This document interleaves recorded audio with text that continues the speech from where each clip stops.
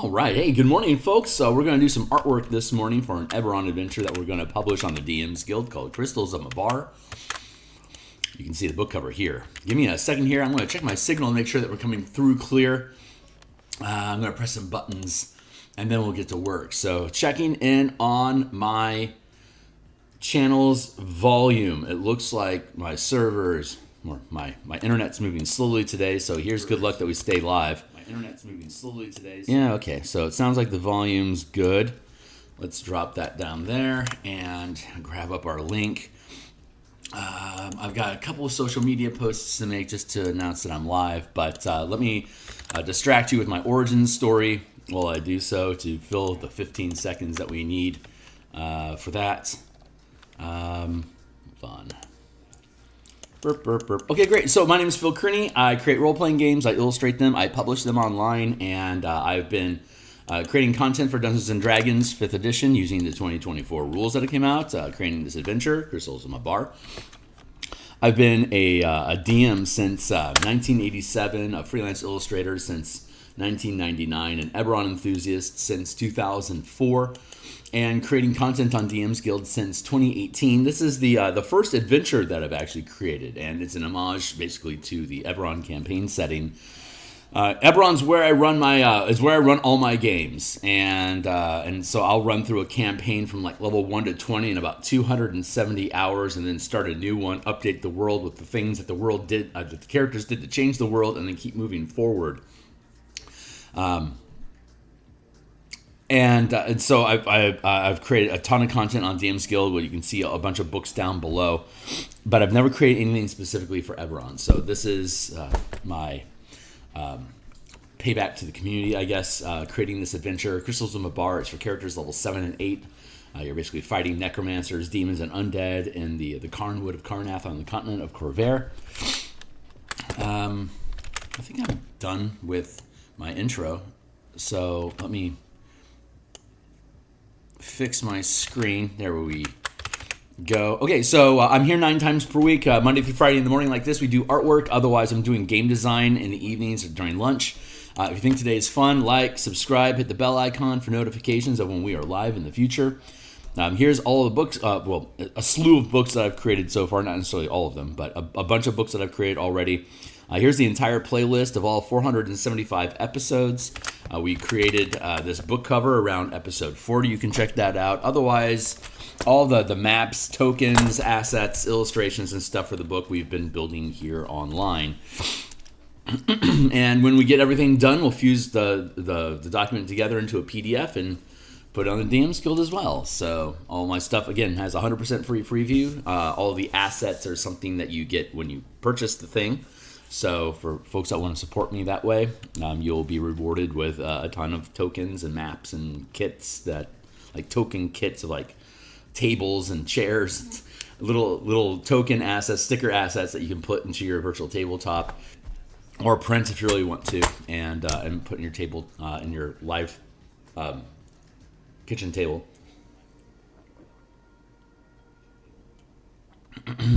Or like trees and forests and scrubs and stuff like that. There's kits. So we've updated our maps to have accuracy in the violence from an undead attack. Today we're working on the scene for. Let's take this back here and pop. Here we go.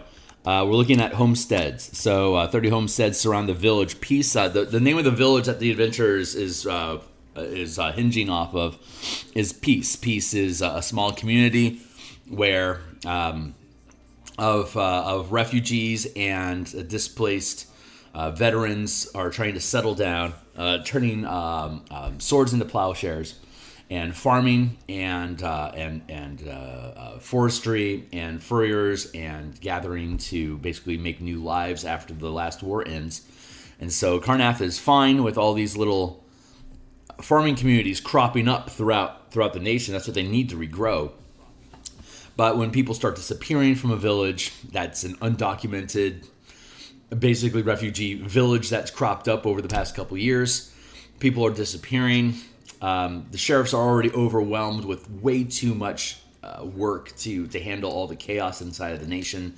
So they deputize your characters to go check it out. You have the authority with your badges to basically ask questions, go wherever you need, and Judge Dredd style, make judgments if necessary, and then report back to Fort Bastion once the adventure is completed, and potentially get more adventures, more assignments as full permanent deputies, and eventually perhaps even sheriffs for Fort Bastion to keep the peace throughout Karnath.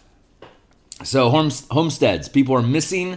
Necromancers are stealing people, or at this point, just roaming bands of undead are attacking people. So a lot of farmers are just like, no, I'm out, and run away or get kidnapped for ritual sacrifices. 30 homesteads surround the village piece in the countryside to the south and east of the village square. 7 homes have already been abandoned. The remaining 23 are either occupied, abandoned, or has recently been attacked by undead. Roll or choose the status of each homestead as needed or in advance during preparation. D6, they're either occupied, abandoned, or attacked. If occupied, each homestead is occupied by 1d2 adults and 2d4 children. This family isn't yet aware there's a risk of attacks, so they aren't ready to abandon their home. Roll on the rumors table in the section above, in the town above, for what the family suspects is the cause of the recent events. And if it's nefarious, they're more likely to leave. If it's more whimsical, they're less likely to leave. A character can persuade a family with a charisma, intimidation, or persuasion check to abandon their home, their farm, and leave the region until Fort Bastion receives confirmation the village is safe again. The DC is equal to 30 minus the number of homesteads that have already been abandoned. So we know there's at least 7, but depending on how you roll, there could be more. So as more and more people bail, more and more people are likely to bail. That's just human nature. Abandoned. At least 7 families have already abandoned their homes as rolled above. If the characters arrived by heading east along the edge of the Carnwood, they recall wagons heading westward along the same trail, but the travelers avoided conversation. And then there's the attacked homes, which is the map to the right depicts a homestead that has been attacked by a horde of undead where the family didn't survive. The following pages detail each location, while the characters investigate the region. Refer to optional encounters undead pack attack further below for the characters to battle additional undead as needed. Additional maps of occupied and abandoned homesteads are provided with the purchase of this adventure here at the DM's Guild. So we have the we have the initial map of violence, and then as we get into it, we can see hoods off. Here's the result of the buildings, but we need to update these illustrations. That's what we're going to work on today, updating the illustrations. But that's the basic asset. So this is like a 50 by 50 map space using the tree assets. These are all each individual token trees.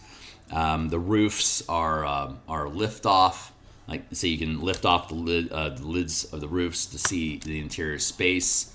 So this will all be built out as assets that just get dropped into virtual tabletops. And then this is the pea patch, different types of vegetables being grown here for the family directly itself.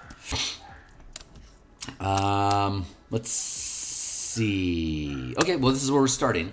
So, okay, thanks for the tip. Let's see. Let's get...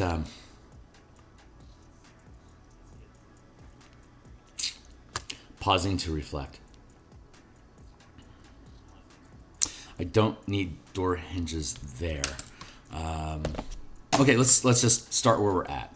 Let's go into here and see what we need to swap out. I think I got rid of the arrows for opening doors.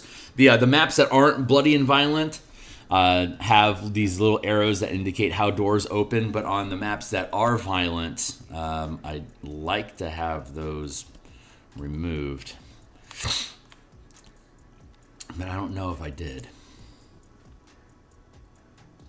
Signs are certainly pointing to no. So let's Let's grab our homestead map here real quick. It looks like we're not quite ready to be here. So let's click there, and then let's just leave that be. And then let's go to here. Farmhouse attacked. There we go.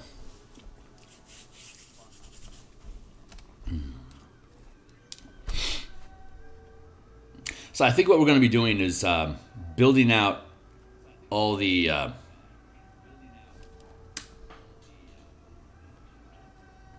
this doesn't feel like the map. This doesn't feel like the thing that I actually tried to grab.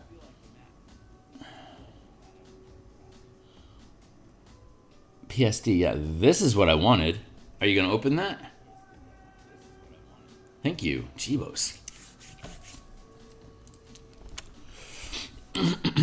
Bloodied, attacked. Here we go.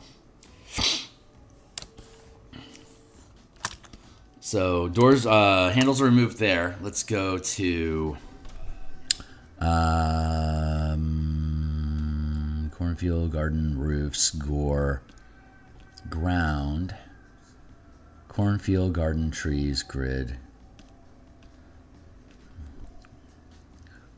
gore, structure. There we go.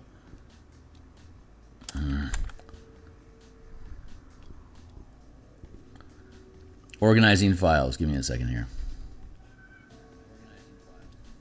Nope. Let's close up the gore.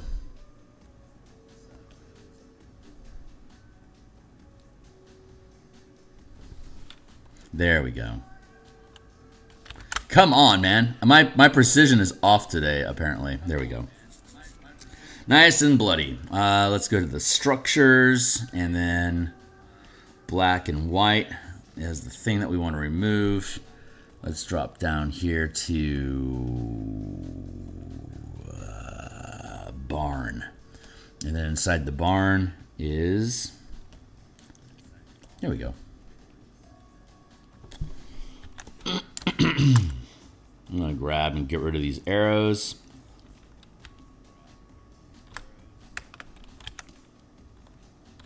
Steve, how you doing today?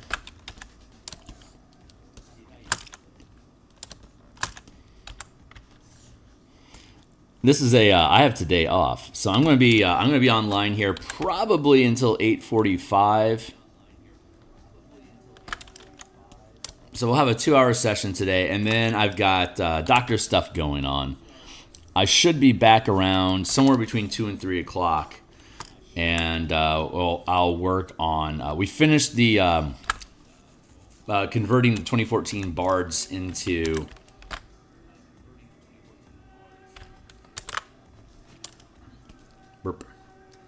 We finished converting all the bard stuff into 2024 mechanics with the color mana system. There's a bunch of subclasses from 2014 that have not been updated for the Warlock, so we'll be working on that today. Here's our roofs.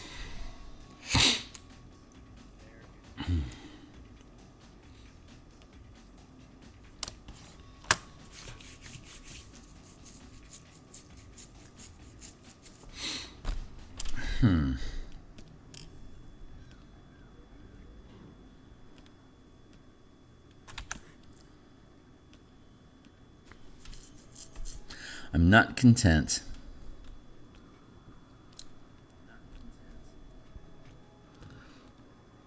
with where we're at with the barn. I'm going to take barn and barn and pull those out.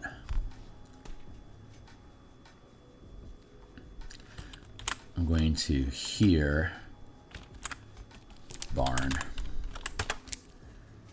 and then duplicate the group, and then merge the group. There. And like these, all these doors shouldn't be open.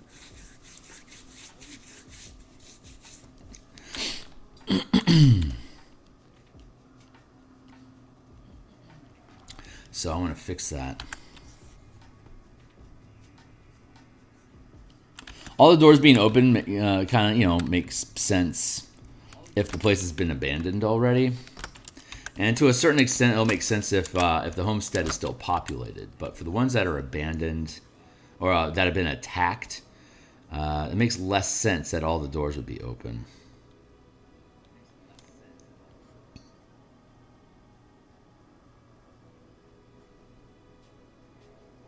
So I want to rectify that.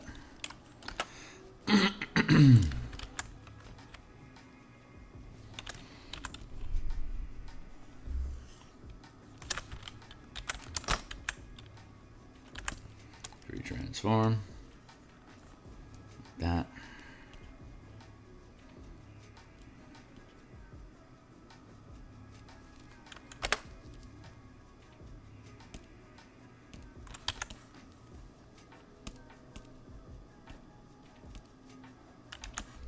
What's the deuce?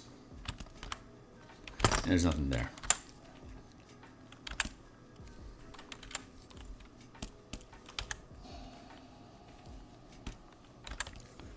Let's go back into here and nip that. Free transform.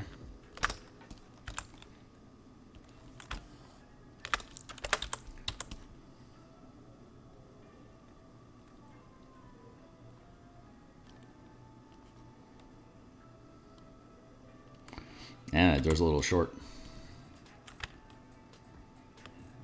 There.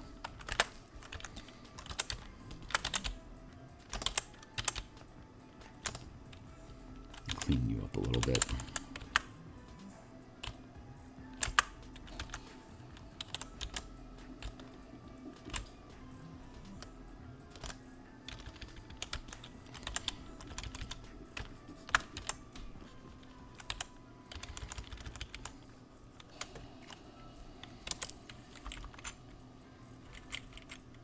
That should be here.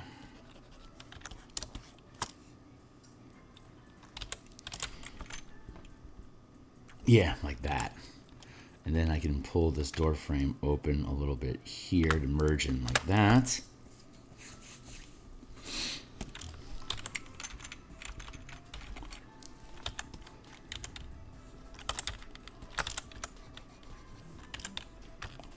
Drop that in the frame.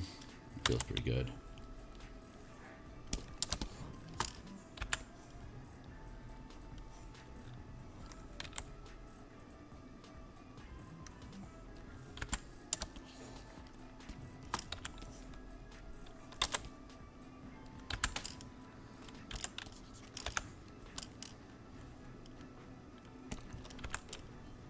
Free transform.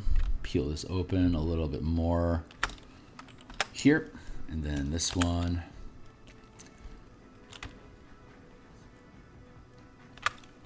There.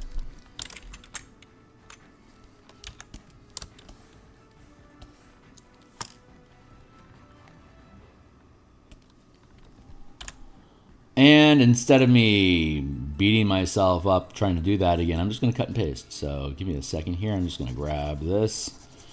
Erase you. Erase you. There we go. And we can bop bop. You know what?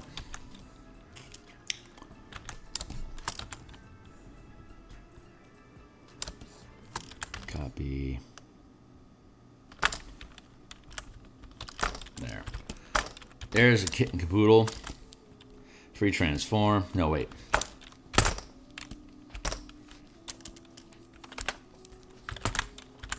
Free copy folder, duplicate the folder, free transform,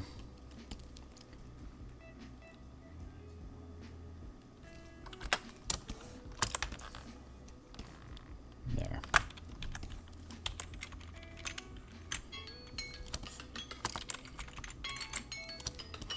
Thank you, Time with Timer.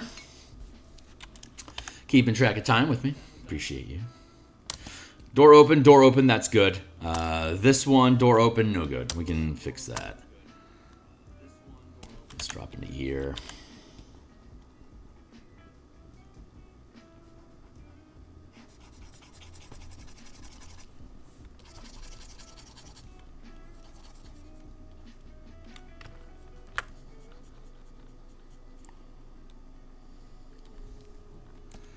We can duplicate this layer.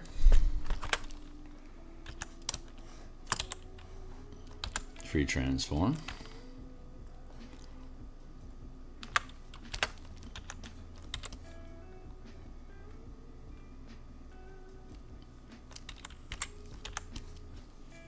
There, so on the other maps, the doors are open. This one, they're closed. These are closed, that makes sense. These being opened, it makes sense to an extent. It's,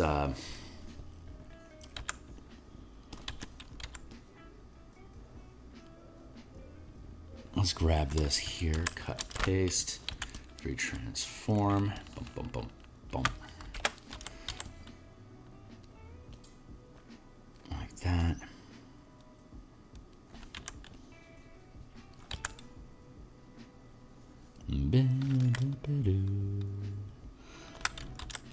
I don't know if my music's loud today or not, but I certainly love the smooth jazz. I've become a smooth jazz enthusiast over the time. It's I think just a natural aging process thing. You get older, you like smoother music, you know? It's more chill.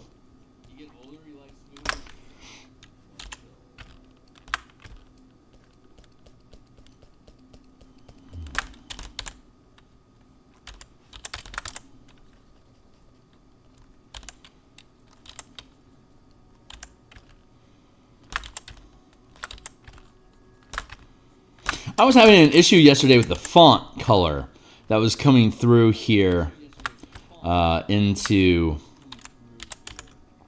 Photoshop, and I haven't figured out what the hell the problem is.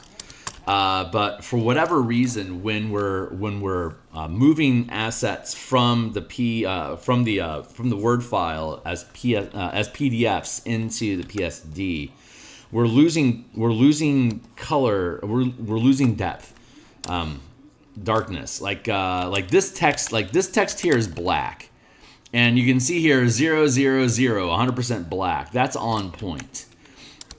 But this text and this header space here inside of Photoshop, inside of Word, inside of Word, it's 80. It's a very dark dark gray, but here it comes through as 102. There's no transparency, so I don't know what's causing that to happen.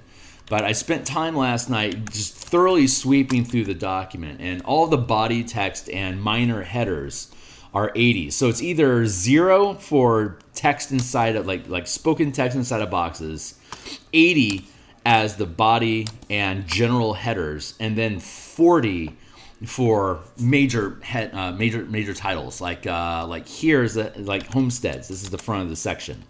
This is as 40. See that 40, 40, 40.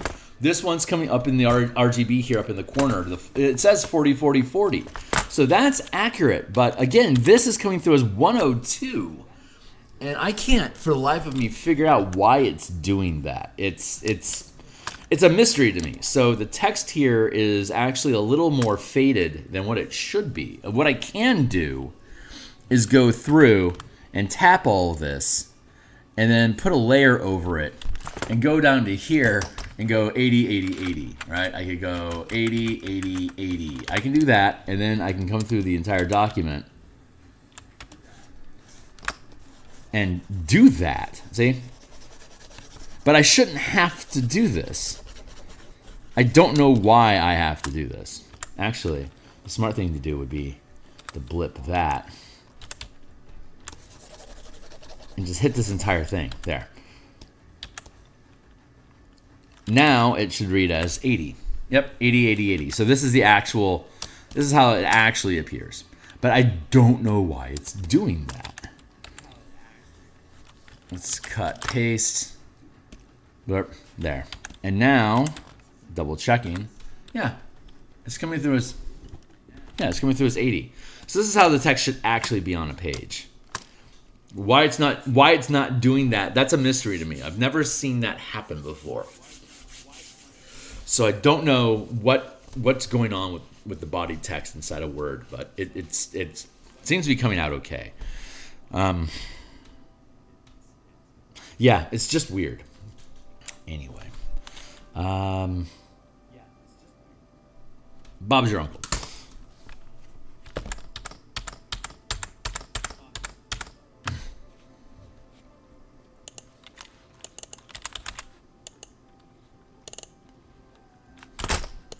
Because ultimately it doesn't matter because the text is going to disappear anyway. Because we're just lifting the illustrations from underneath the text and then we're dropping them into Word as text or as a background image file. So it shouldn't actually impact anything in the end. It's just a weird anomaly. It's something I'm going to have to resolve somehow. I'll probably just come through and end up just doing that paint over that I just did. Because when we start building, because currently the Word document has a transparent background that reads as white right now, but it's not actually white. It's transparent.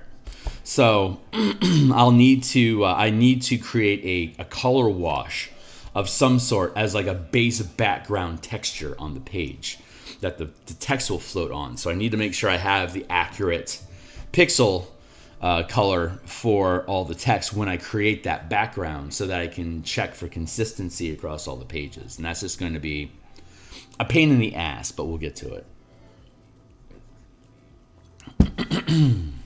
Speaking of pains, let's continue working here.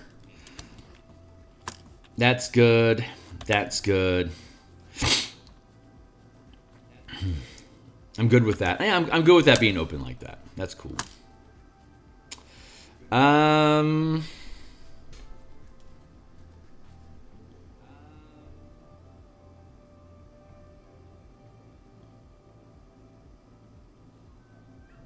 Considering my next move. There should be, I feel like there should be, oof, man, there is some slop in this design here. Some of those walls are kind of ragged. That's okay. Let's bring this down and let's switch back to a square.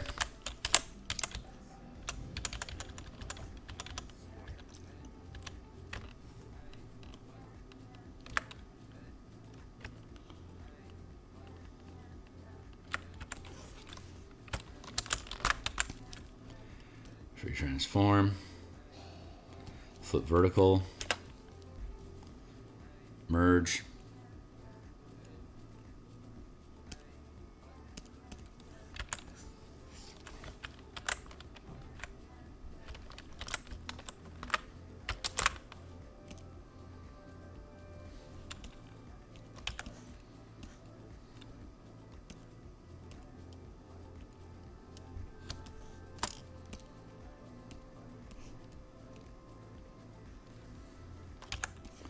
Merge that down.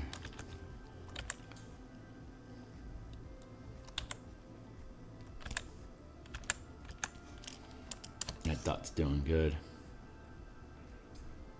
Dots are good. Okay, all the dots are good. I'm going to make a cart. I'm going to duplicate the layer, free transform. Flip horizontal.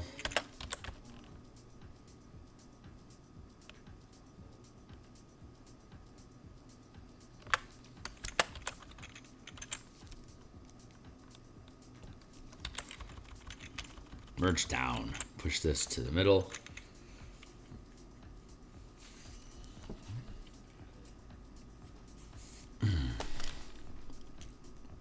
Separate layer.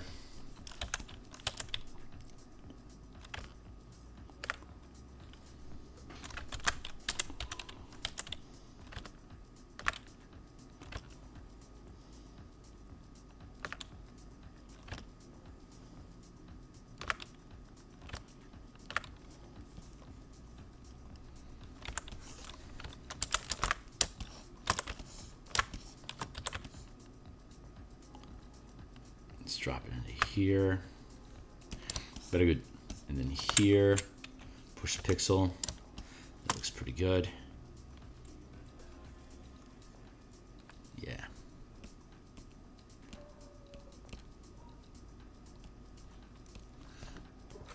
Merge, duplicate.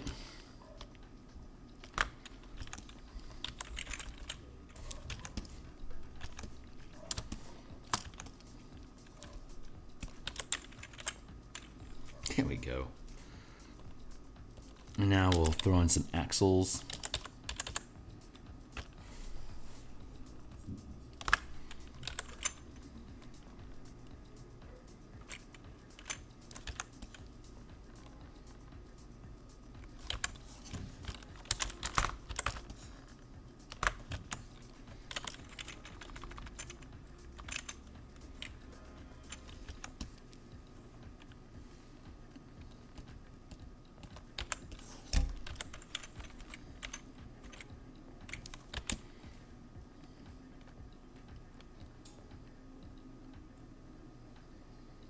Good.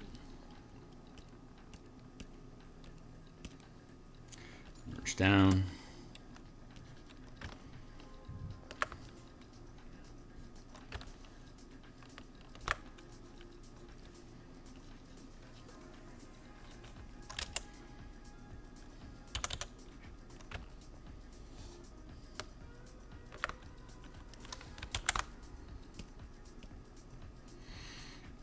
Other line. There we go.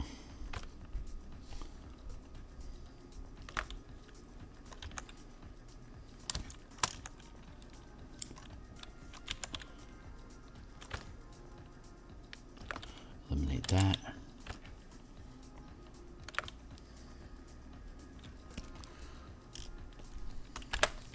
Transform.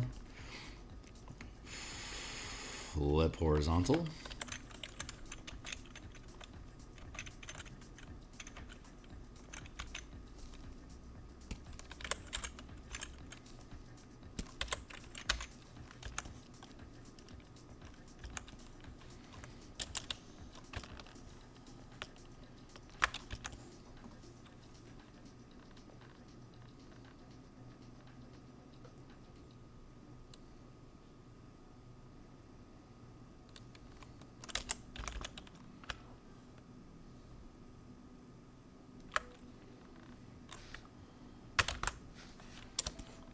How complicated do I really want this to be? Not really.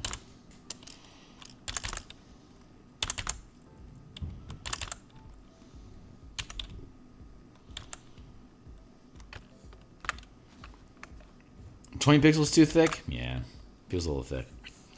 I think those wheels are okay. 5-foot wheels, those are big fucking wheels. So yeah, those wheels are good. Let's take this to what? 12 pixels is probably okay.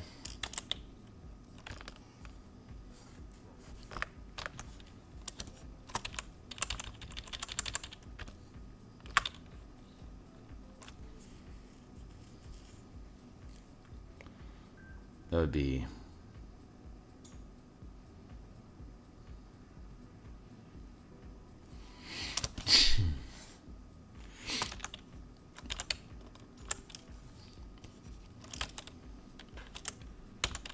let's make it 10 pixels.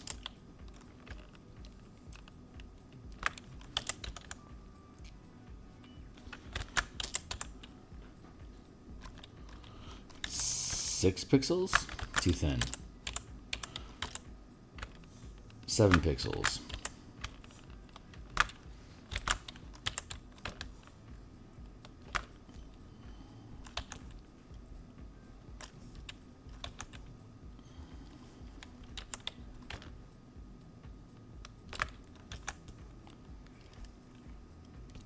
Duplicate. Free transform.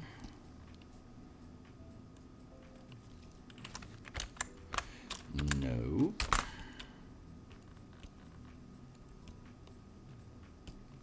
Where the hell did you come in from, son?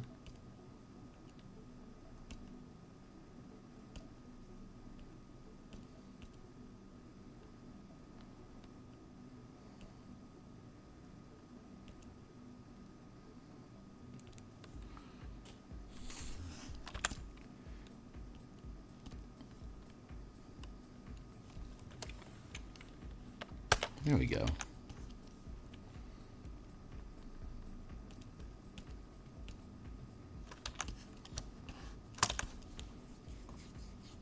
If it's not obvious, we're making a cart.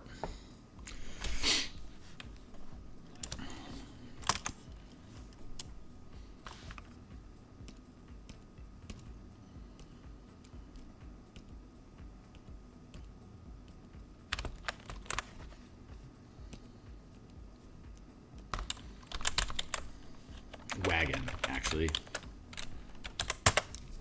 So you got your horse here.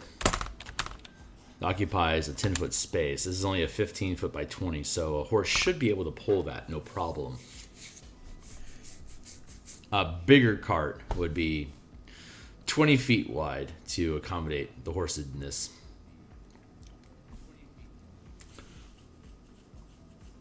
You know what? I don't know. Maybe you could squeeze. They eliminated. I can't find. I'm assuming that 5e24 removed squeezing because I can't find squeezing in the 5e24 document. If anyone out there in 5e24 land has found language about squeezing, I'm interested because I cannot find it.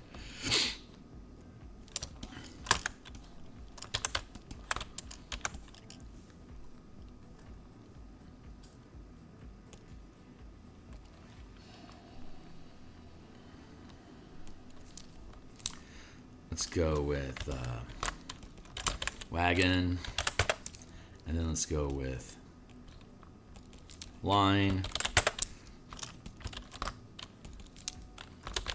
color.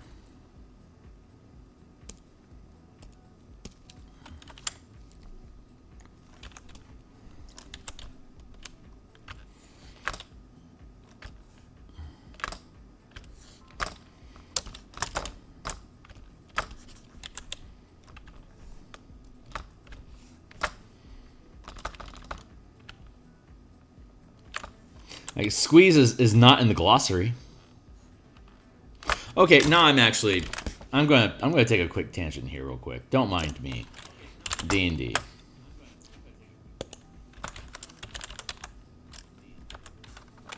Squeeze.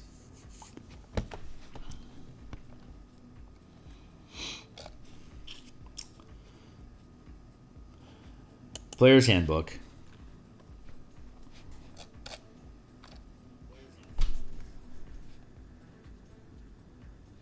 So yeah, squeeze is not in here. Size is though, so maybe squeezing is inside size. A creature or an object belongs to a size category: tiny, small, medium, large, huge, or gargantuan. A creature's size determines how much space this creature occupies in combat. An object's size affects its hit points. See also breaking objects in Chapter 1 Combat. So space occupied is actually the topic here. Your turn, ending combat, cover, damage and healing, movement and position, creature size. Maybe I've just missed it and it's hidden inside here. Moving around other creatures. Space is difficult terrain for you unless it is tiny or your ally. Can't willingly move and end your turn. If you somehow end your turn in a space with another creature, you have the prone condition. Unless you are tiny or larger size. Making an attack, cover. Yeah, like this would be where they would talk about squeezing.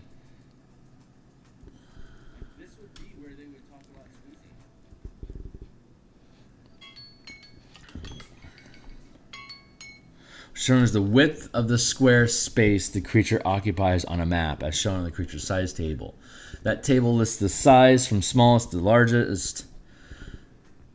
Is effectively control in the area and the area it needs to fight effectively.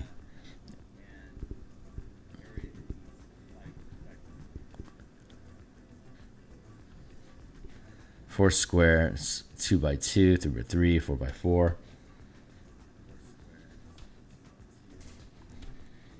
In your move inside another creature's space, making an attack. Yeah, I don't see anything about squeezing. Exploration.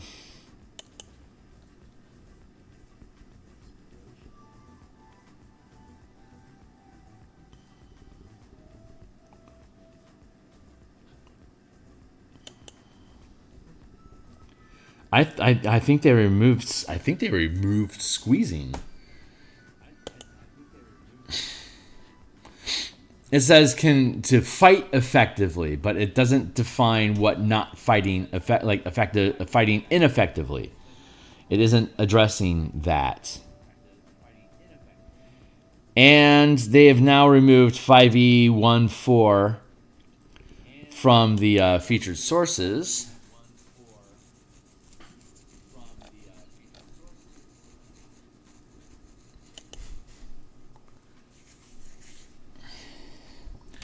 Adventuring, combat,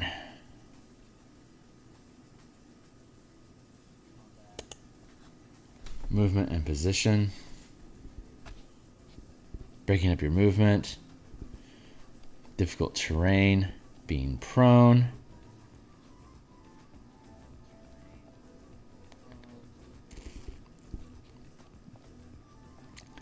space, squeezing into a smaller space. Creature can squeeze into a smaller space, and this is in creature size, but they've parsed it differently. A creature can squeeze through a space that is large enough for a creature one size smaller than it. Thus, a large-sized creature can squeeze through a passage that's only 5 feet wide. While squeezing through a space, a creature must expend 1 foot for every foot it moves there, and it has disadvantage on attack rolls and dex saves. Attack rolls against creatures has advantage while it's in the smaller space. I feel like this is something that shouldn't have been removed. It's inferred because of 2014 rules, but it doesn't. So maybe it's under movements. Let's not be too critical yet because they organized this differently.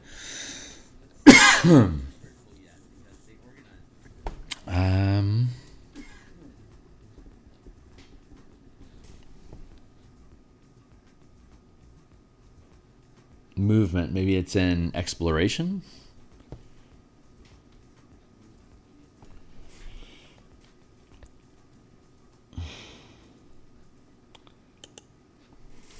Maybe it's in the exploration section now. Travel. Travel pace. Hazards. Interacting with objects. They aren't making it obvious.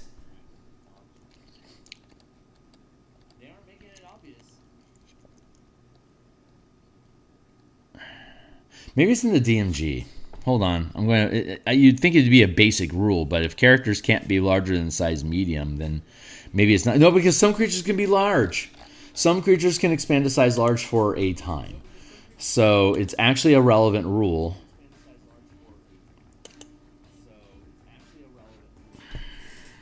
Background, creating campaigns, running the game, hazards, doors, creating a creature, background, resolving multiple, blah, blah, blah, running combat.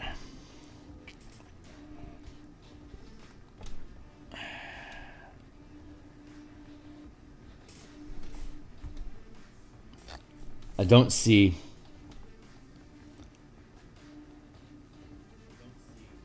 resolving outcomes,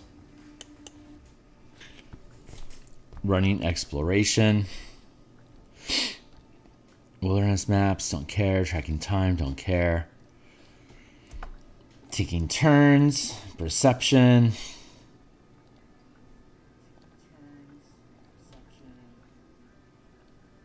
visibility, travel,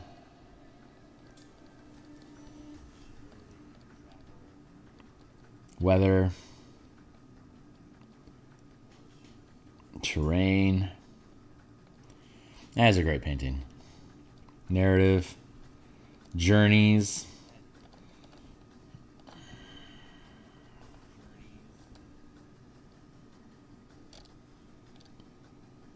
obstacles.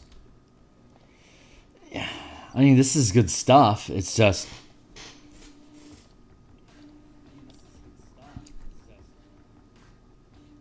yeah, there's some cool pieces. There's some cool pieces in here. Hidden list, open list. Monster hit points. Creature size and space. No, this is where we were before. And now we're into tactical. Ooh, well, maybe okay, maybe this is it. Hold on. Areas of effect. Shit. However, you don't have to use a grid at all. Make sure you use on a table. It takes up an amount of space different from what's on the table. That's fine, but treat the creature as its official size for all the rules. For example, you might use a miniature that has a large base that represents a huge giant. That giant takes up less space on the battlefield than its size suggests, but it is still huge for the purpose of rules like grappling.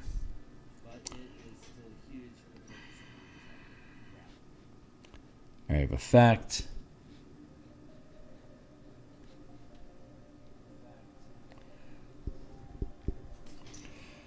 The area of point origin, line of sight, cover, diagonal movement, tracking position on paper,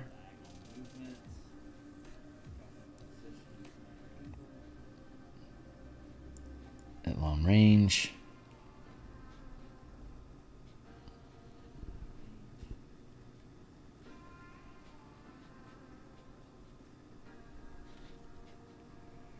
See, adjusting the grid scale. They actually have it in here, which is a major thing that I do in most of my stuff. If combat erupts between groups that are hundreds of feet away from each other, try the following techniques to keep track of who's where. Adjust the grid scale. If you're using a battle grid, take a section of that grid and use it to track positions, changing the scale so that each square is 30 feet. You don't need to be precise about creatures' positions, just their distance from each other. So that's, we lean heavy into the, except instead of, they use 30 feet as your base because that's what most creatures move at. But like in the combat, Spelljammer combat and exploration document, we use 50 foot and 500 foot scales because of the speeds that ships can move in comparison to people. So it's the same thing. But like if we were, like, say in the Mecha and Kaiju book, if we're using 30-foot mecha, we would have 30-foot squares. 20-foot mecha, 20-foot squares. It's whatever space your ship or vehicle occupies becomes the default size for movement.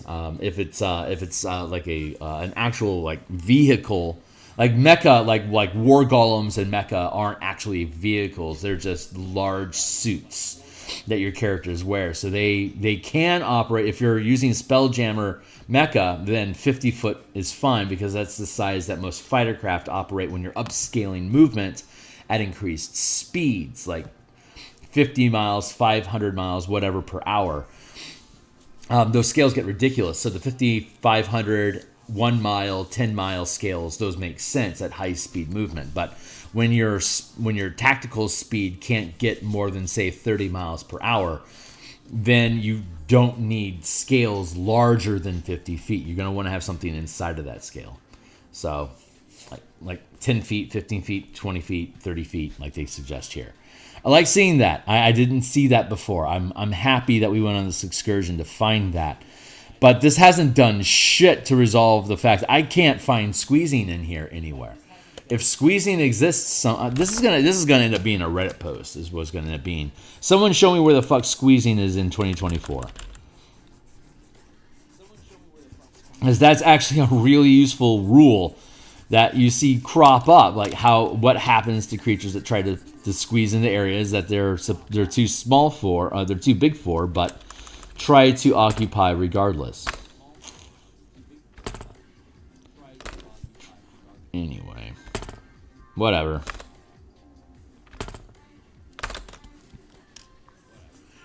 Let's go with that.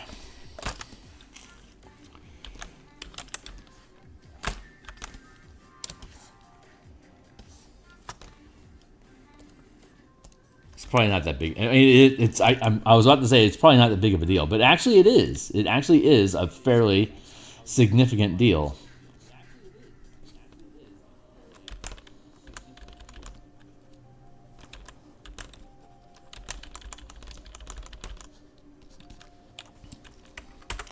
Let's go to 100% smudge. And let's grab our arrow tool, our guitar pick.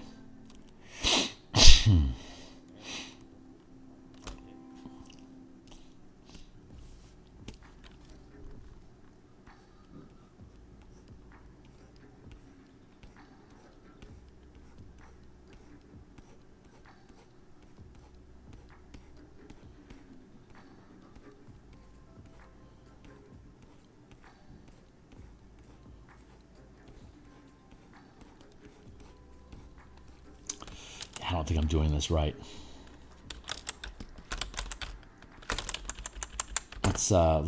Let's do this again. Delete. I like these wheels stained dark like that though. That makes sense.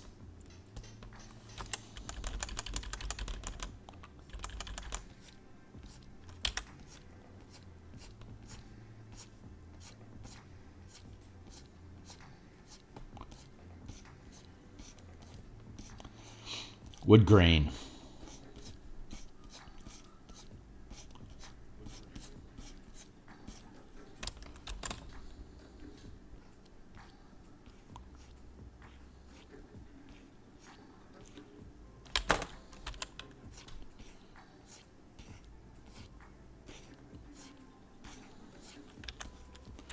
See, we put down the line and then we take 100% smudge and we just pull the pixels, which causes them to warp because of the... I'm not using a lock feature to have 100% straight lines. I'm just using freehand to push the lines up and down to cause them to smudge, fade, wibble, warp, and it feels like natural grain. So it's a really easy process for us to go through to create these effects. And it works pretty good.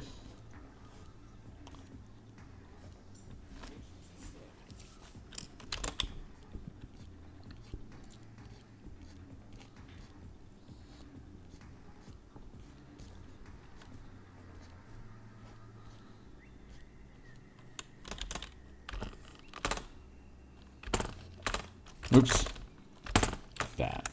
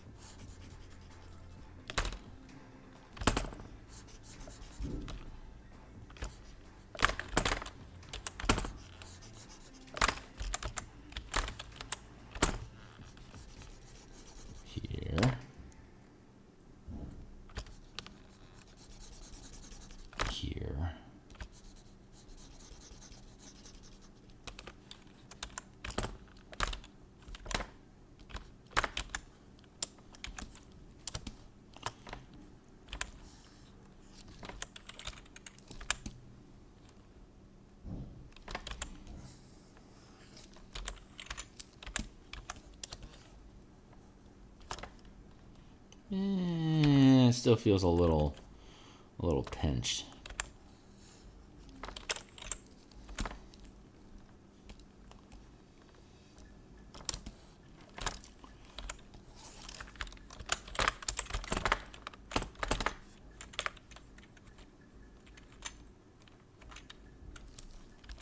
There we go. Merge down.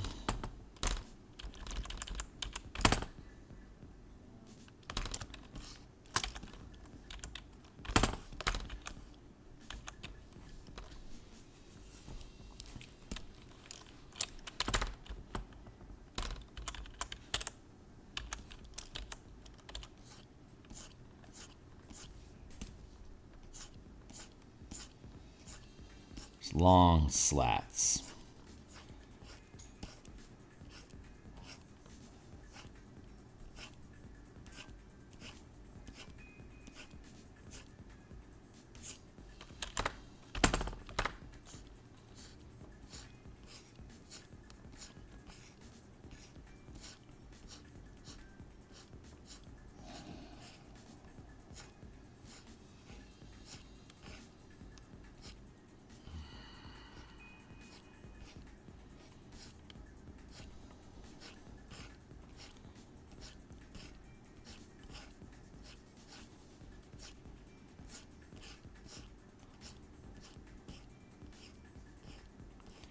For some reason, my heart is trying to trauma dump for me.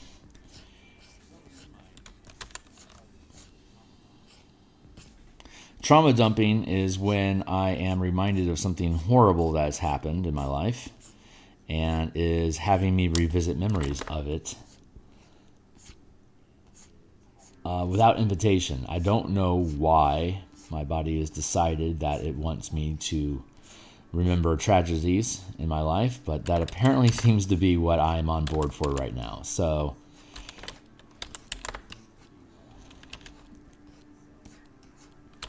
I might be a little quiet here because I'm apparently processing trauma. So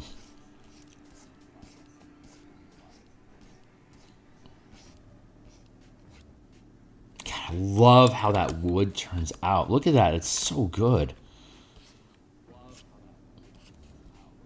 The grain effect is so good. I love that. We can get rid of that. And then we bring in our slats again. And we'll drop the opacity on that a bit so it's not so invasive. Bam, there we go. That's a cart.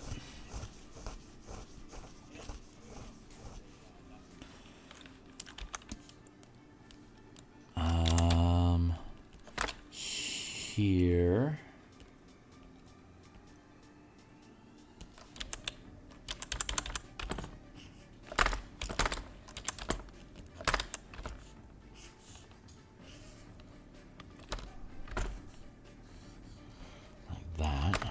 There we go. There.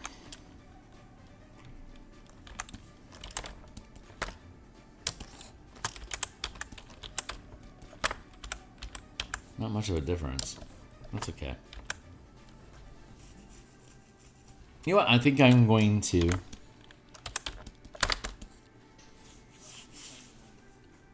take this.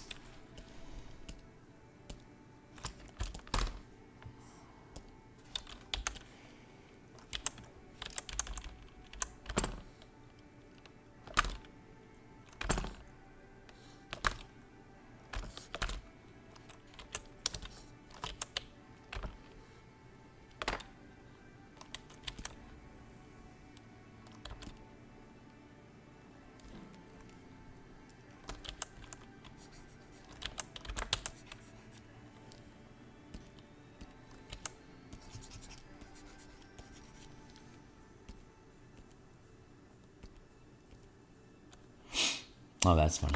Okay, whatever.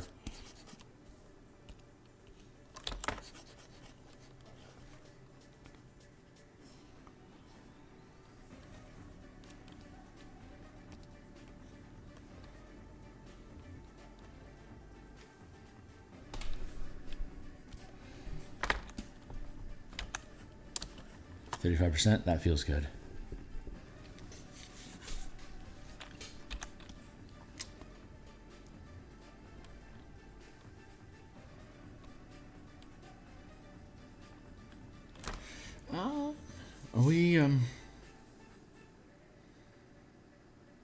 Are we content with this? We're doing good.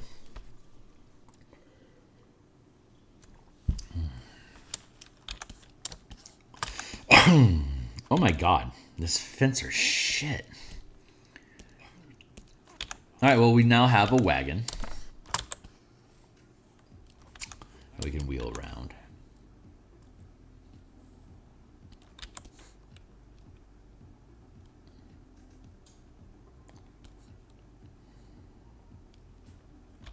Just gonna drop this wagon off over here on the side. There you go, buddy. No one's gonna come up and run off with your cart.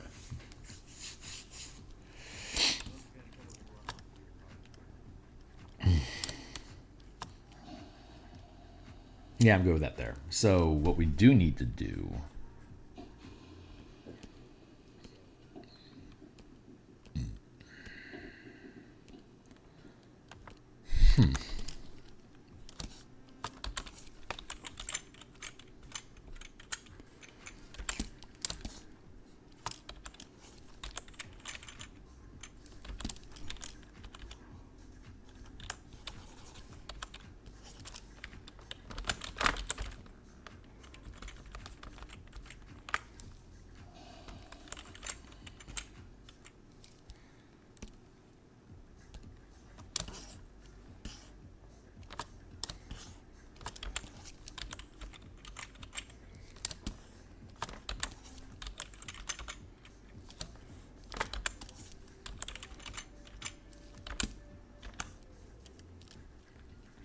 Good.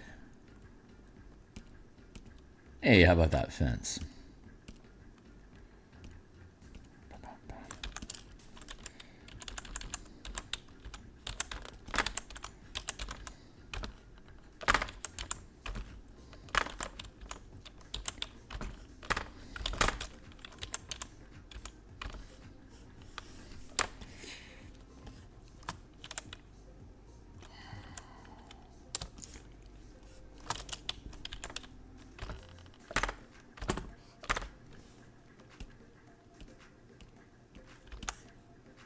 So, merge those down.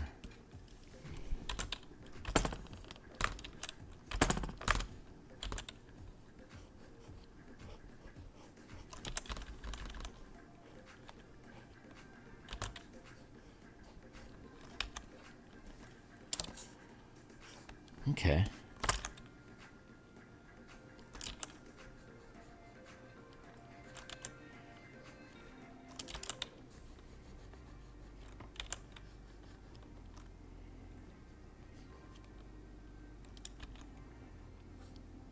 That's cool.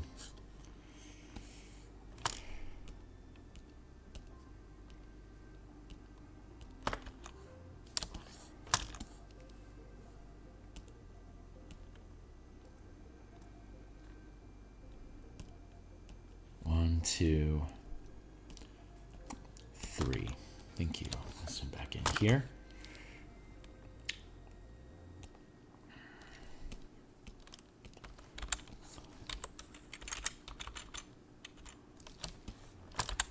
Subtle corrections that we need to do here. Or not so subtle, perhaps. What the hell is up with that benchmarking? Holy shit, that's some slop. Okay, let's just redo this.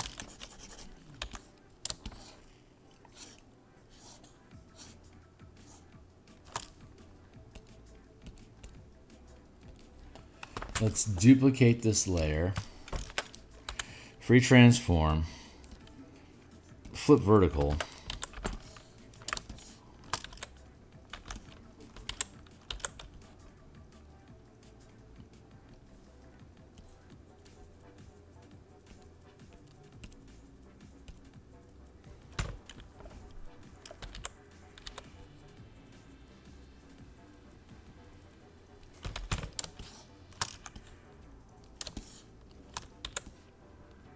Right along this edge here.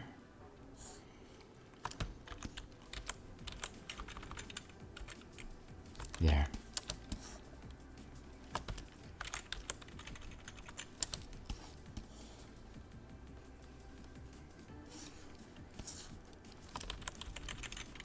It's on the outside edge. And this is on the inside edge. Good. That all sits pretty.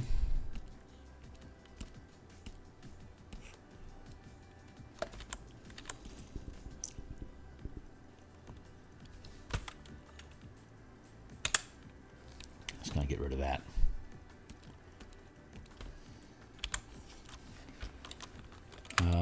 Copy, paste. Paste.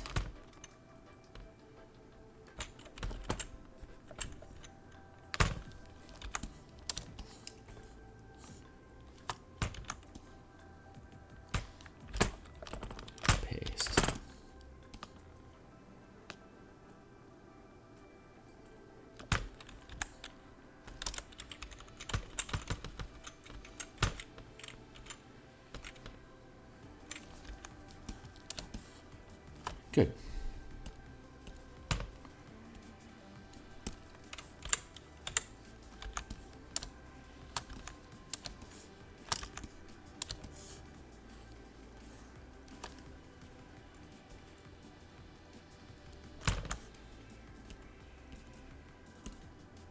Merge all this together here. And now we can fix those dots.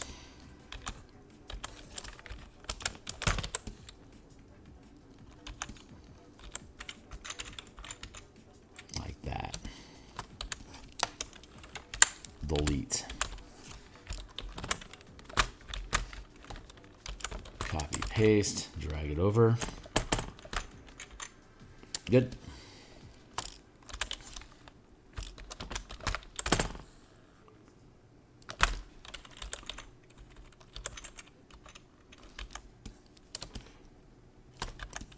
Good.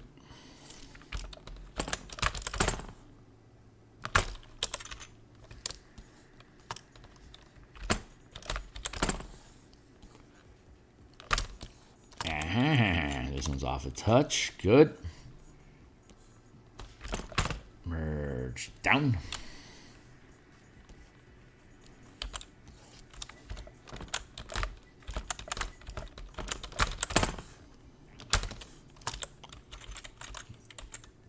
There.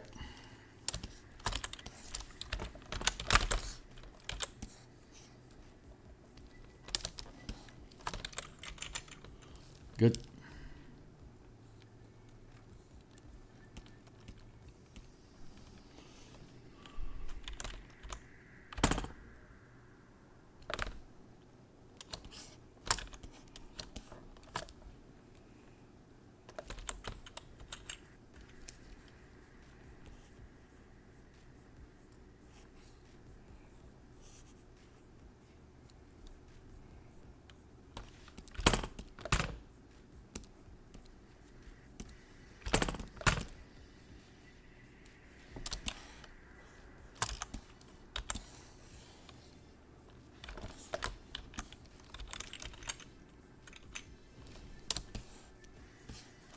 Good.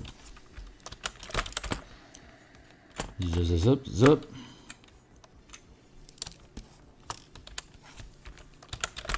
Paste. It's warm today, dude. It's only, geez, it's only 50. I'm overheating somehow, so I must be processing trauma because my system is on fire. Yeah, I've got the fucking sweats. I need to open a window. I'm gonna be right back.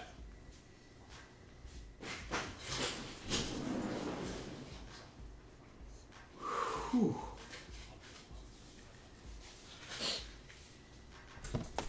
Man, my body is just really heating up. I get feverish when I process trauma.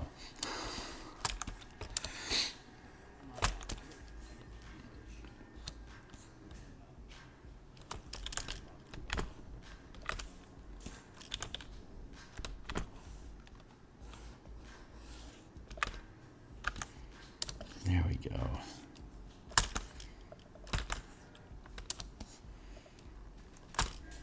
That feels pretty good. Okay, I think we now have our map in a good state. Pull that all together. Okay, I think we now have. That feels good.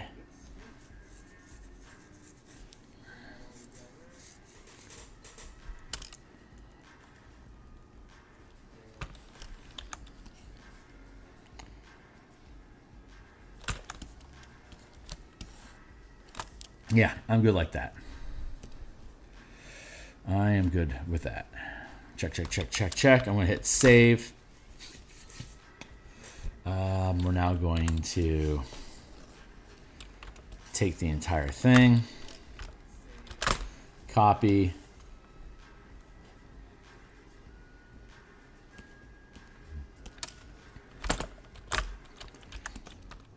Oh shit! I've got my hoods. My lids. There we go. Copy. Paste. Bring this down.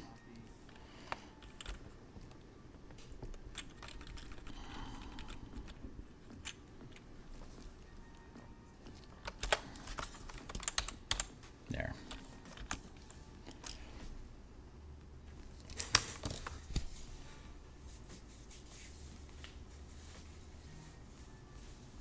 Yeah, I think I'm happy with that.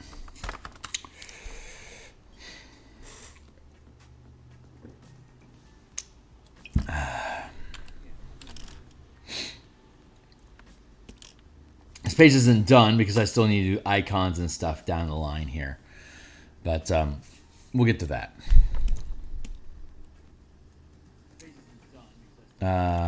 This one's still good.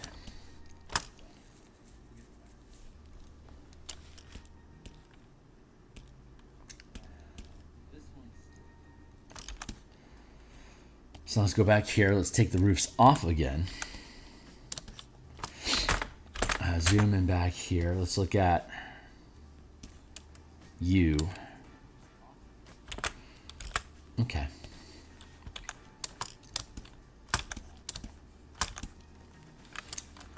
Let's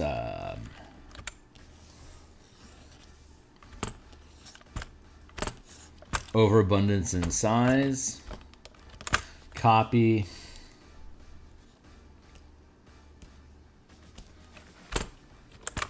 Paste.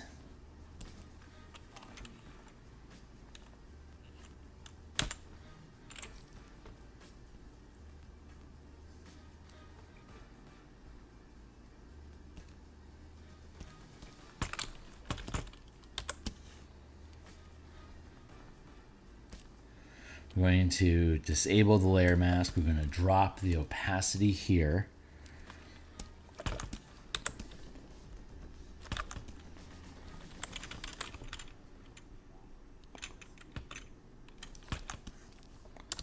Get that lined up. Delete.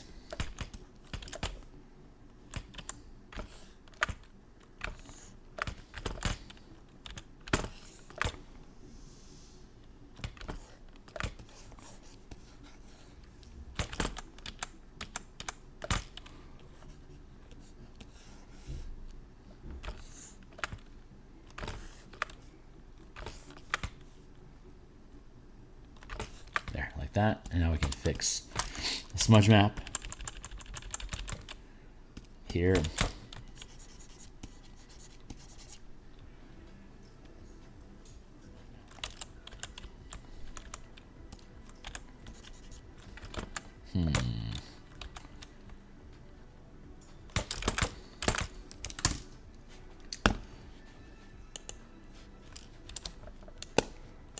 Looks like I trimmed that edge too hard.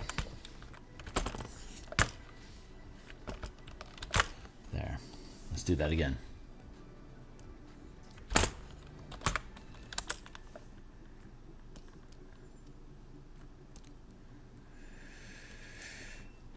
Disable, drop the opacity, bring this back in. Now we have, now we have enough ground space to hit that corner.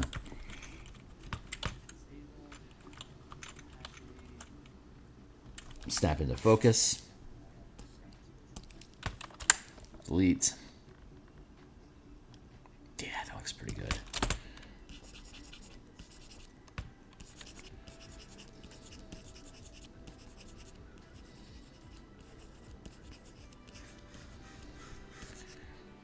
We do our faded edges.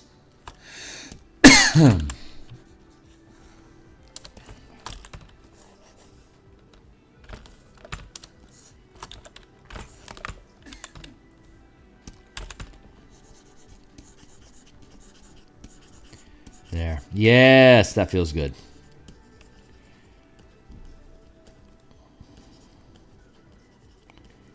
Yes, yes, yes, yes, yes, yes.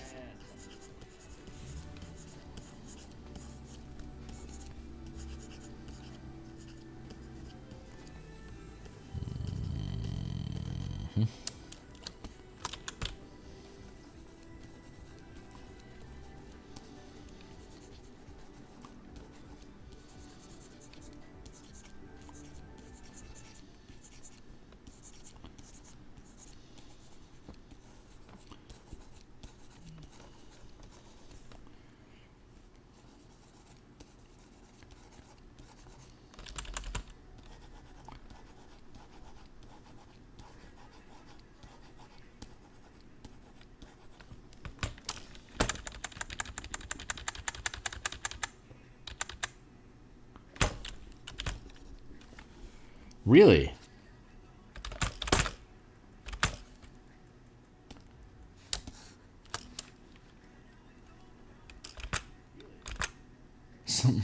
Something's not right about that.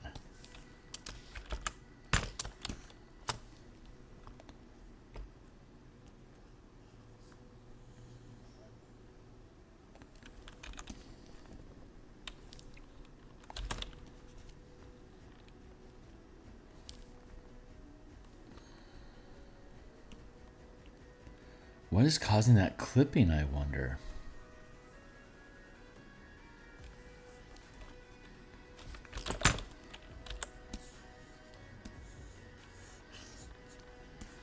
See, I don't have that clipping. Oh, that's what happened. I did that. That was me. Okay, let's fix it. Hold on.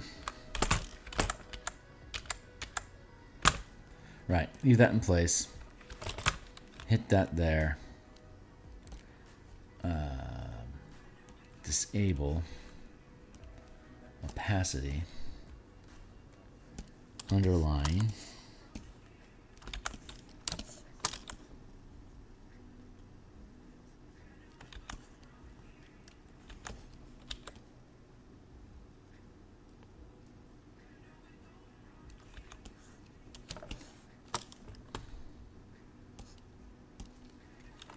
Delete. There we go. That's what had happened.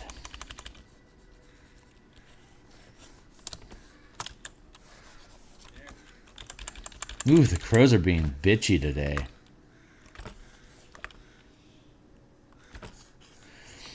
The crows are in an argument with the squirrels right now around the dumpster.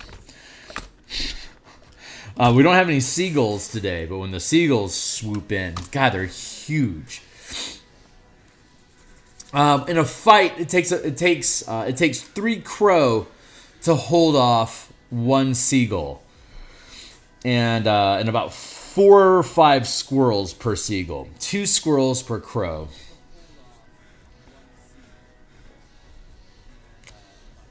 Fun ratios. All right, we're into bonus time. 8:05. We're gonna keep pushing for a little bit. I got 40 minutes left that I can play today, so plenty of time. God, those guys are just screeching like crazy today. It's so funny.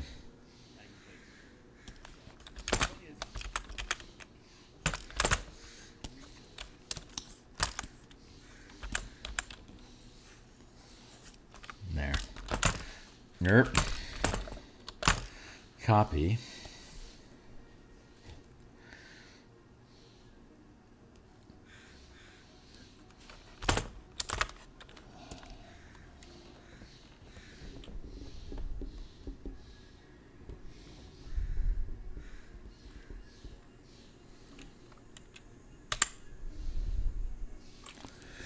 Yeah, let's take that to here.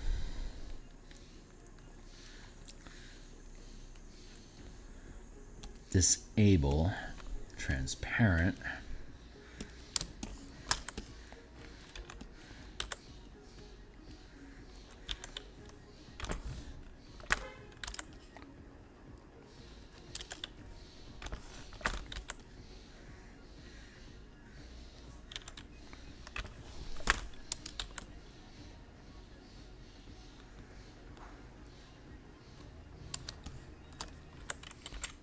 There.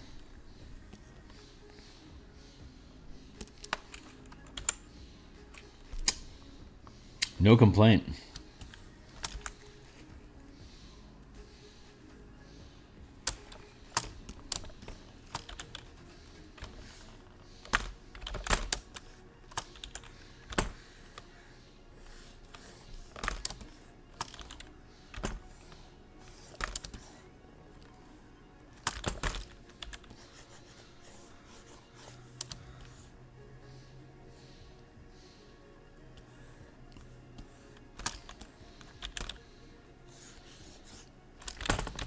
God, it fades so far into the next column. I didn't realize it was so far-reaching. I kind of like it.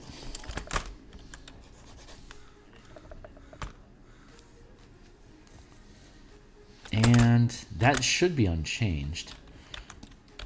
Yeah, p-patch unchanged.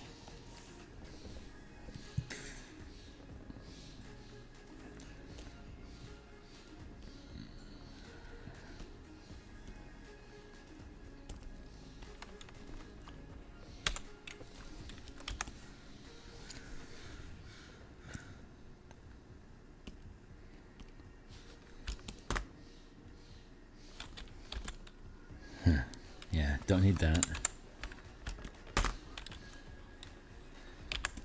Don't need that. Okay, cool. This page is done.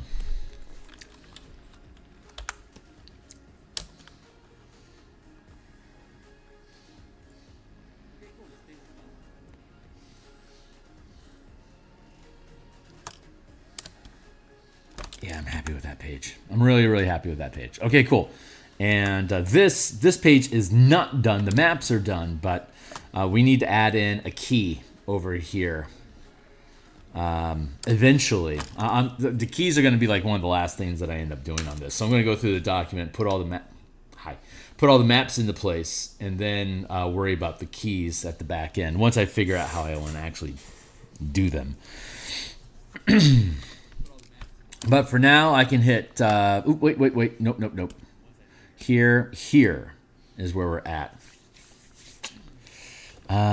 Let's grab.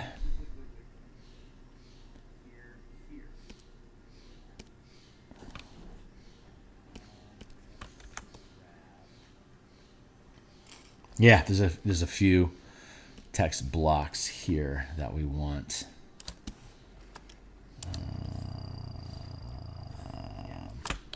This one will do.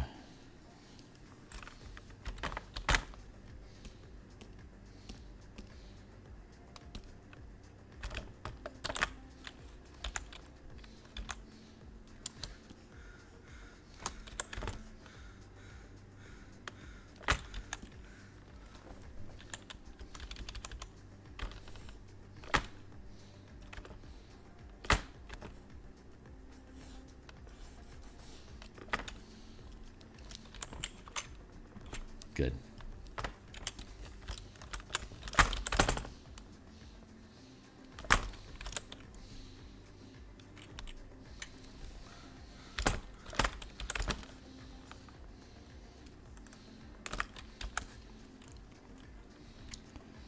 Mob.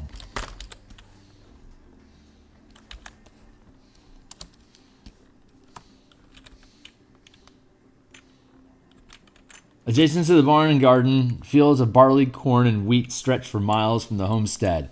Low growls accompany sounds of thrashing through the tall fields. The adjacent map is an example of arranged terrain tiles that are provided with this adventure when purchasing on DMsGuild here. Undead have wandered from the Carnwood into the farmlands of the village. Any homestead that has been attacked has undead roaming the fields. If left unchecked, they create new packs of undead as described in optional encounter Undead Pack Attack. The paths through the field, optional encounter Undead Pack Attack.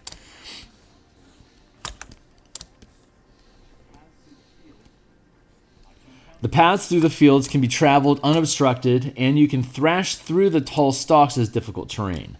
A character that takes the search or study action can make an intelligence or wisdom, intelligence, or survival check to find recent tracks. Check. We get to go in and edit.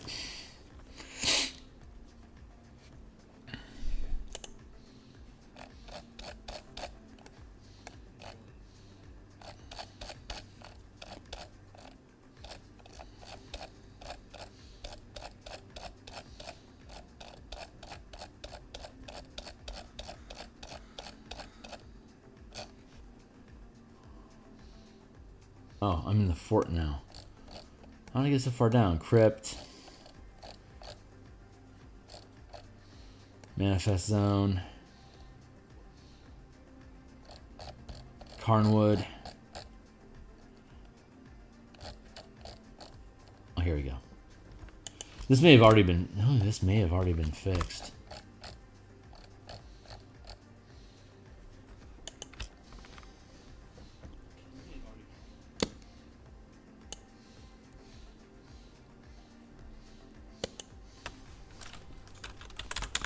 check to find recent tracks leading to a pack of roaming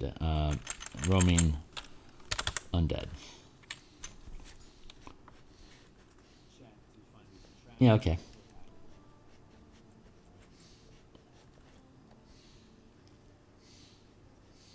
If the characters succeed, they know the number of undead in the pack and can follow the tracks, finding the pack in D4 minutes. Place the characters on the map within 60 feet of the undead. The characters can attempt to close distance before rolling initiative. If they fail, subtract the result of the check from the DC. This is the number of rounds until a pack of undead find the characters. Place the characters on the map and position the undead, ambushing them from tall stalks within 15 feet of the characters. The undead have initiative count 20.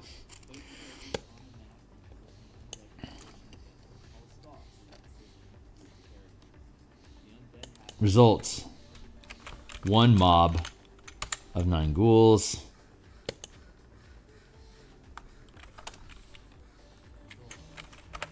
2 mobs, 1 mob of 6 ghouls, and 1 mob of 9 fresh dead. 1 mob of 6 long dead, and 2 mobs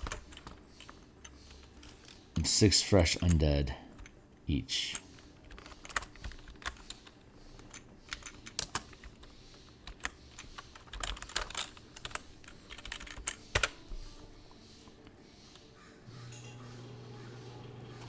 The undead appear within 60 feet of the character from behind any structure. Encounter 1 undead pack attack. The encounter. Okay, so optional encounters. The following optional encounters are provided as additional challenges for the characters to overcome and to demonstrate how important the characters are to the survival of the village. The encounter. If you fail your diplomacy, if you fail to persuade the townfolk to trust you to get information from them willingly, you can have an undead pack attack the village. So they're like, holy crap, we're in danger. We really need the player characters. Please help us. And now that makes them compliant and friendly towards the players to be able to provide the information that they want without conflict. Sometimes players just fuck up conversations. They just, man, there's just the squirrels are screeching like crazy. Sometimes players mess up. And if the social encounter is a lock to moving forward to the next segment of the adventure, they can't fuck up. So you have to have a fail forward space. If they do well in diplomacy, then you don't necessarily need to have undead attack unless you think it'll be fun. But if they fuck up the social encounter, then having a combat encounter follow through. The DCs for them to be able to, like, the difficulty to affect the NPCs in this town is very low.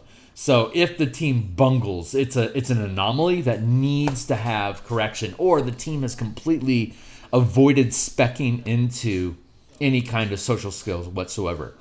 So, but those parties exist. So these are things that happen. You have to plan for if something goes wrong. How can you take wrong, How can you take wrong and steer it into right without railroading them? Well, you create encounters that demonstrate the virtues that the team failed to express in the social encounter. So you can convert their words into actions, especially if you have a team that's more oriented towards action than words. So the 3 pillars, exploration, social, and combat. You can switch gears between all 3 of them, and they can get you to the same place. You have to plan for that shift if something goes wrong. So a thorough, a self-referencing, and an encounter, an adventure that'll cover its bases, builds in those fail states so that when something goes wrong, it doesn't skip a beat. It becomes part of the natural flow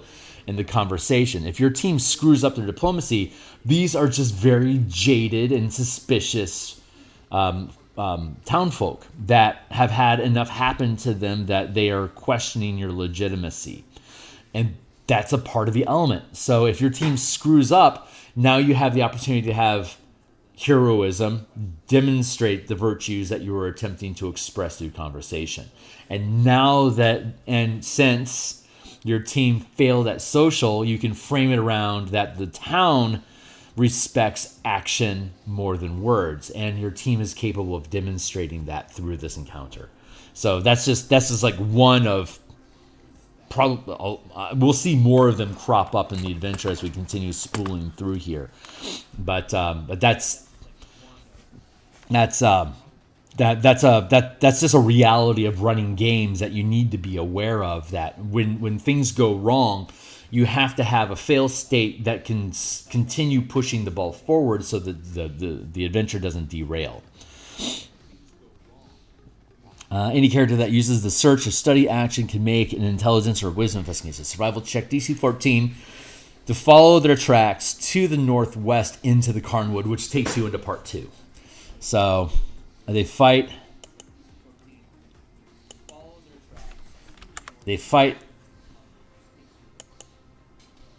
Once combat begins, they fight until destroyed.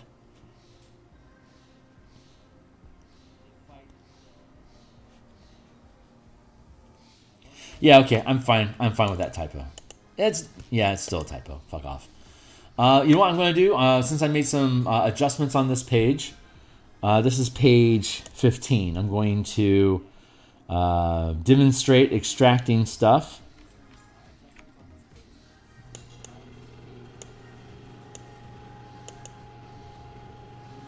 Export, PDF, create a PDF. Page 15, options, current page 15, only the document without markup, no properties or structure tags. Okay, publish, it'll pop out as a PDF, pop. There you go. Here's our PDF. Let's do that. See how nice and naturally this fills the screen? Isn't that gorgeous? I just hit the fill the screen space. If you do that on your tablet, this thing is perfect. So we hit escape. I'm going to close that document. I'm going to hit save here because we've updated and improved the book. I'm going to... Yes. Wait. Rooftop. Save. Dunzo. File. Open. Crystals. Production. Page 15. Okay. Highlight everything. Copy. See, it's a transparent background because we didn't have any background in the actual Word document yet. Here. Boop. Blip. Text. Lock.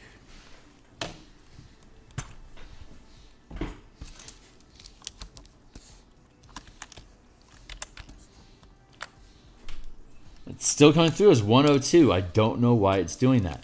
You know what? That actually makes me really curious. Let's open that again, just for giggles and shits.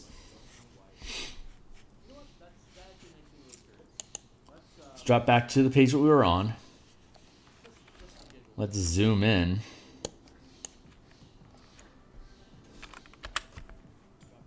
Let's do a screenshot.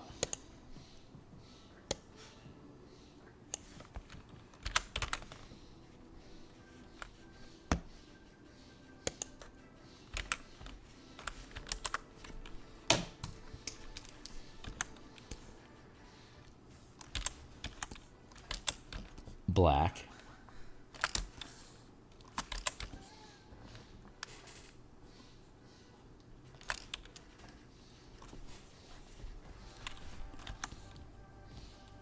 It's so weird.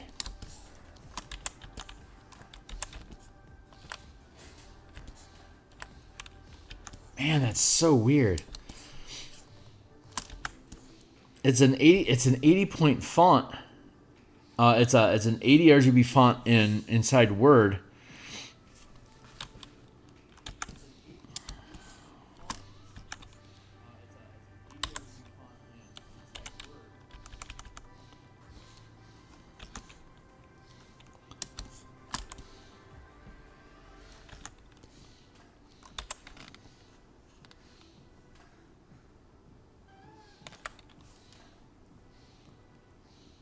Huh. Yeah, I don't know what's causing that.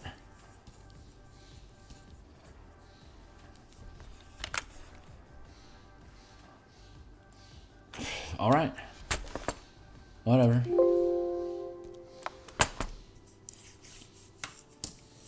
Maybe,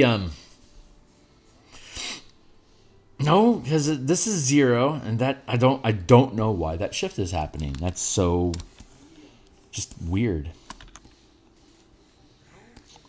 Wait.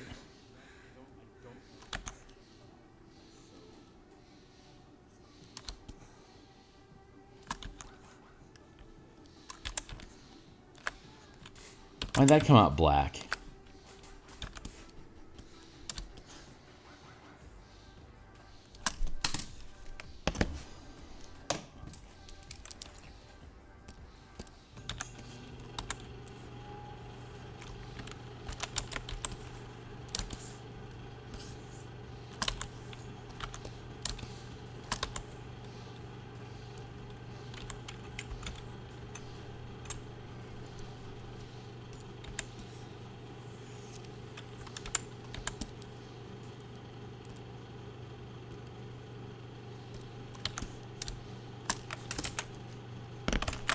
I gotta pop open that document again and fix that word each before I forget about it, because I might miss that. It's subtle. Thank you, Timely Timer. 20 minutes left. We'll see. We'll see what we get done.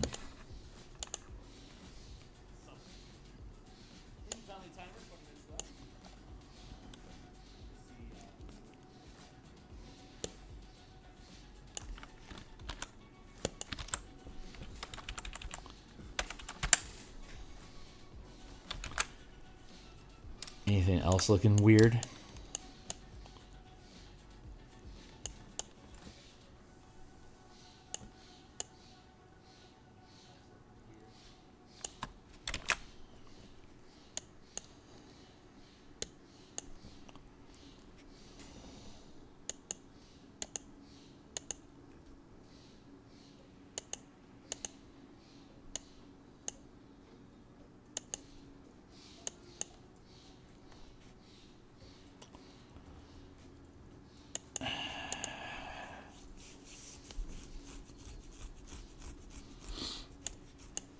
It's just Roboto. It's not like it's complicated.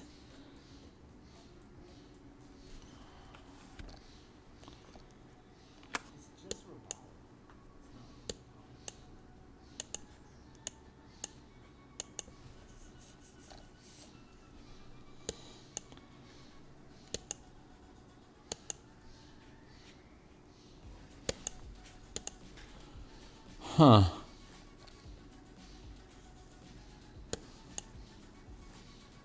That should be 40.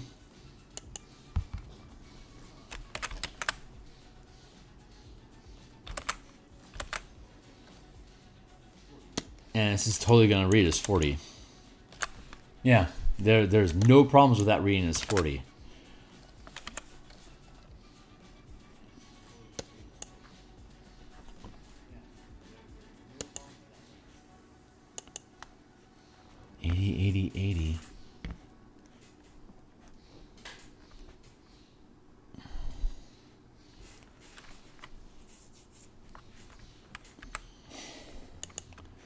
Let's screenshot this real quick. This is a weird conundrum. I know I'm eating time here with you guys, and sorry if this process is boring to you, but this is just a weird mystery.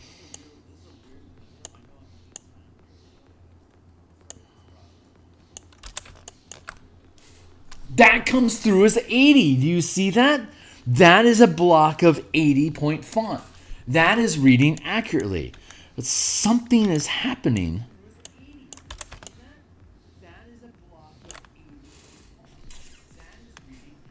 Here it's coming through as 80.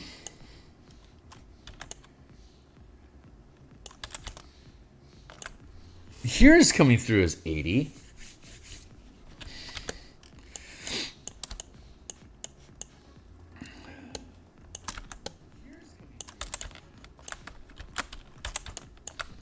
But this is coming through as 102. Why is that?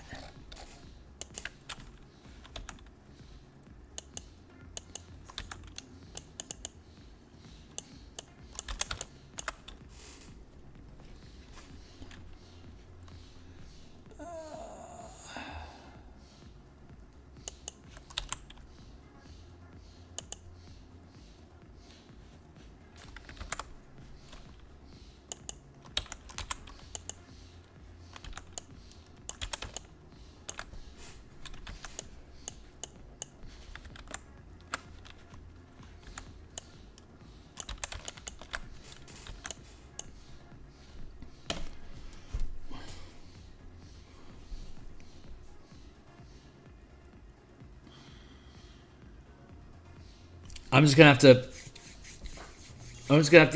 to paint over everything to make sure it comes through with the right font color, or that the font's reading correctly. Fucking weird, man.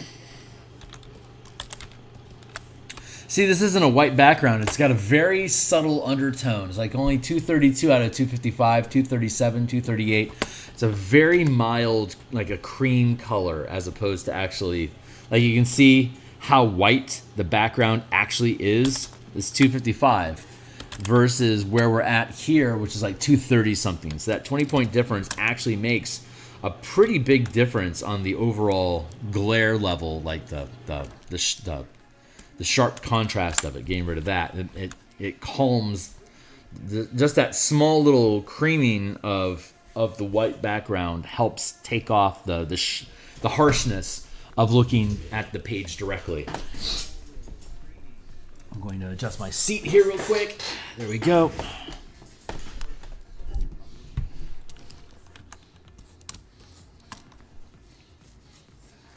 That's goofy.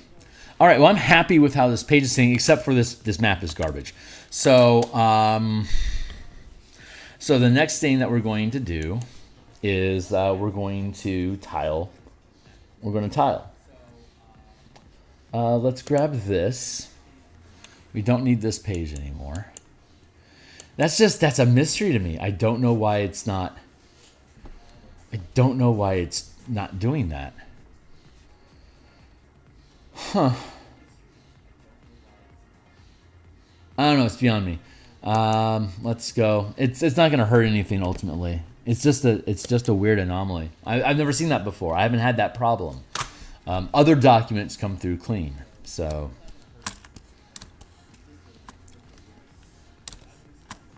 1, 2, 3, 4, 5, 6, 7, 8, 9, 10, 11, 12, 13, 14, 15, 16, 17, 18, 19, 20, 21, 22, 23, 24.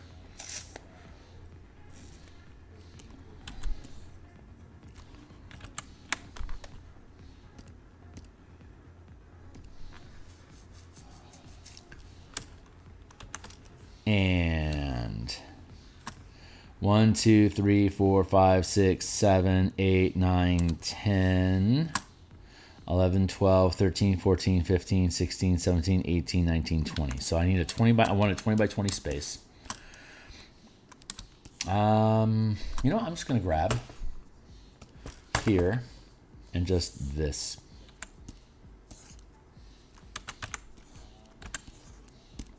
Danku. It's just this a bit. Copy. Paste.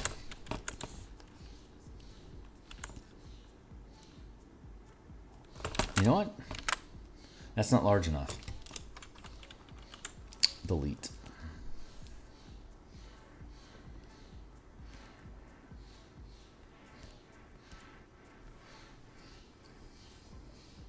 Oh, that's the gore layer. Is that the gore?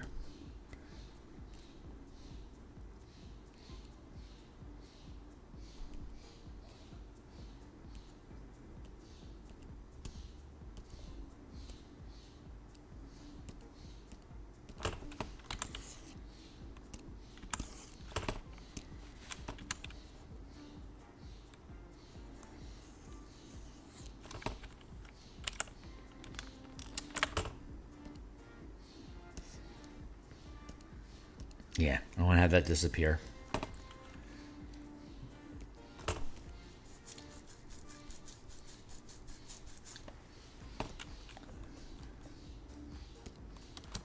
Cornfield. Let's grab a bit more space in the cornfield. Like this.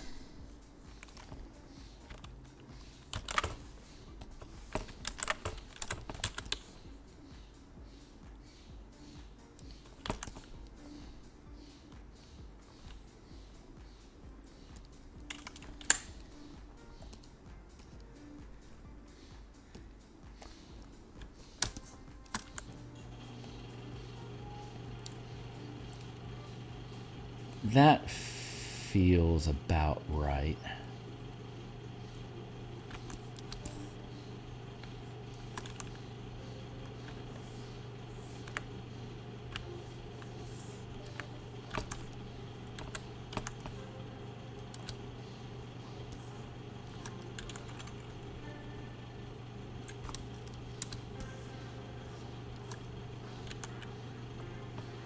Let's darken this up a smidge.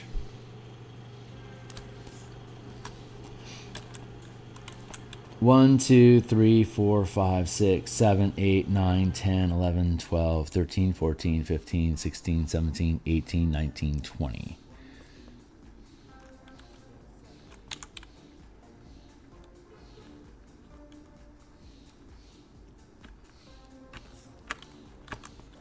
There.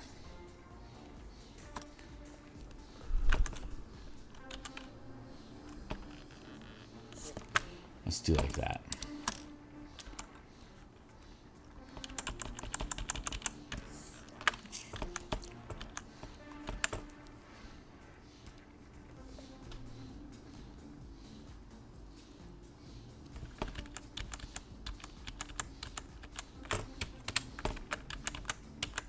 You know what? No.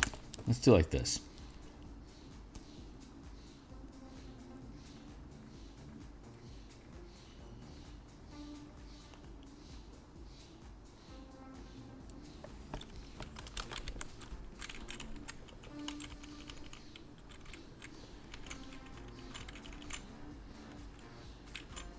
Let's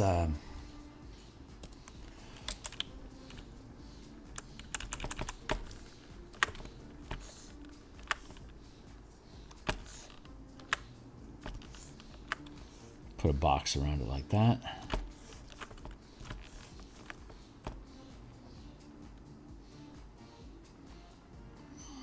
What I'd really like to do is have 2 of these, but I don't think I can actually do that. What happens if I duplicate that layer?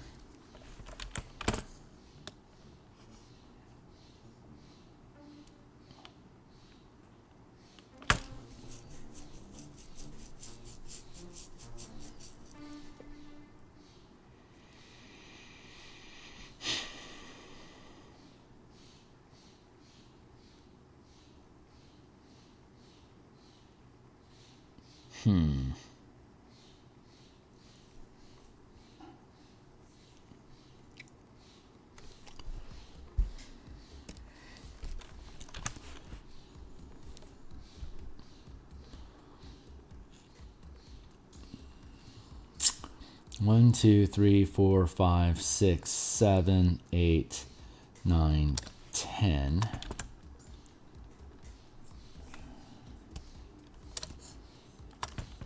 I lost it. 1, 2, 3, 4, 5, 6, 7, 8, 9, 10.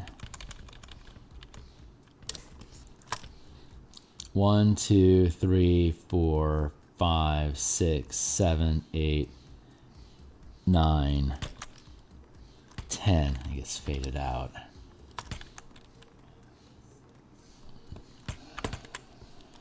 One, 2, 3, 4, 5, 6, 7, 8, 9, 10.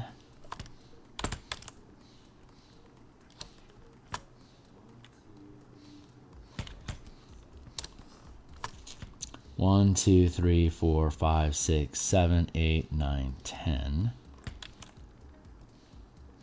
1, 2, 3, 4, 5, 6.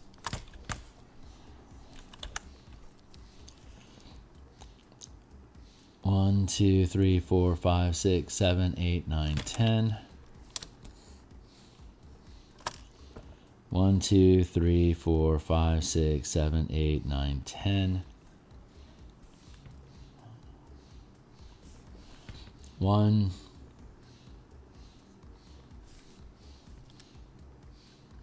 1, 2, oh, I see. 10. So that's 1, 2, 3, 4, 5, 6, 7, 8, 9, 10.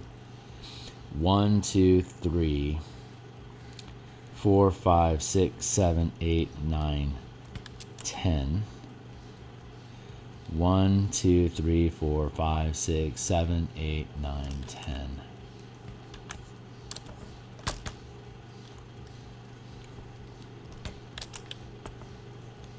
That's my actual 10.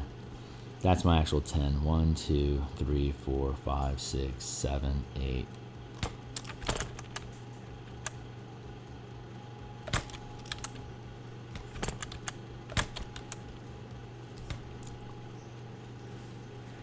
One, 2, 3, 4, 5, 6, 8, 9, 10. 1, 2, 3, 4, 5, 6, 7, 8, 9, 10. 1, 2, 3, 4, 5, 6, 7, 8, 9, 10. 2, 3, 4, 5, 6, 7, 8. 1, 2, 3, 4, 5, 6, 7, 8, 9, 10. Blah. 1, 2, 3, 4, 5, 6, 7, 8, 9, 10. Blah.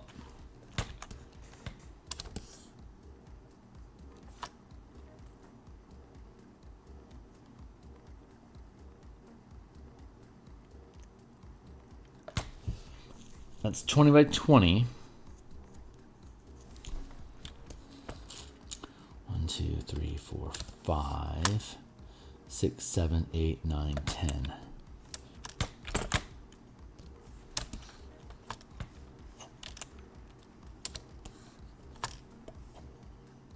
There.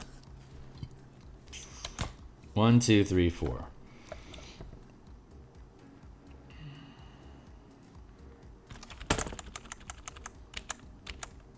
Okay, so the next question is, where is my cornfields at? Do I have a properly tiled cornfield? So let's open up the cornfield again.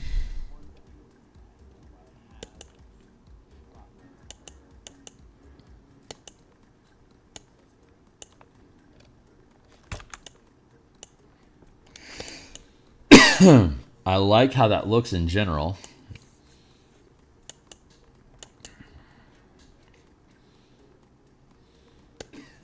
I feel like I have a separate file for cornfields, so I want to go find that space.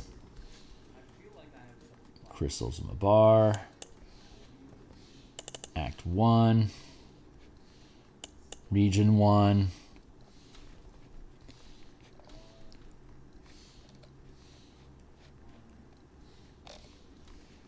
Piece sample, piece bloodied, farmhouse occupied, farmhouse attacked. So I need to update the abandoned and the occupied. Thorpe bloodied. Thorpe.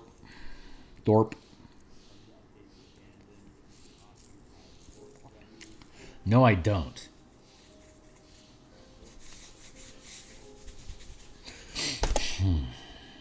Okay. 8:43. I've only got 2 minutes left. Okay, so what we're going to do when we come back on Monday, we're going to build. We're going to build corn mazes, and we're going to build 10 by. We're going to go with. We're going to see if we can build 10 by 10 tiles of corn mazes that can be rotating. That's something that I have not done that I needed to have done. But when I do that, we'll then be able to rebuild the corn maze that we have on the main map. So dropping this out of view. Here's our main map. We have this down here. We may or may not be able to preserve that this current format here. But this is the this is the gist that we want. We can move through these open paths at normal movement. We can just cut directly through the corn stalks as difficult terrain. And like we showed earlier, it's easy for the undead to find us that way if we're thrashing through there. We want to have this blood patch discovery in here where people have been killed that tried to run into the corn maze and got caught. So that pans out. But then obviously you can see this blood trail leads off in different directions, and we want to retain that. But when we built this, it was with the intention that we would have a tile set of grids that you could rotate and interlock with each other to have an infinite corn maze spanning off for miles away from here if we chose. We don't currently have that, so that's what we need to do. So we're going to spend time making those tile sets on Monday, so that way we can go back to our document here and span, and build them.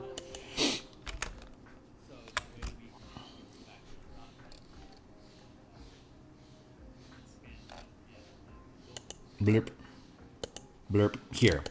So if we have 10 by 10 next to a 10 by 10, 10 by 10, 10 by 10, we demonstrated that we could have 1, 2, so we can probably have like 1, 2, at least 3, if not 4, 10 by 10 tiles.